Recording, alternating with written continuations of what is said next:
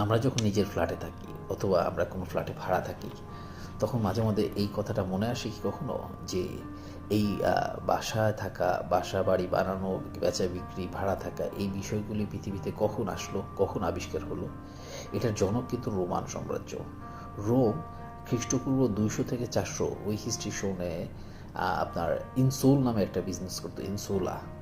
এই বিজনেসটার সিস্টেমটা ছিল এরকম যে একটা জমির উপরে একাধিক ফ্লোর বিশিষ্ট বাড়ি তৈরি করা হইতো ওই মুহূর্তে, এবং এই এক একটা বাড়ির এক একটা ফ্লোর আলাদা আলাদাভাবে ভাড়া দেওয়া হইতো।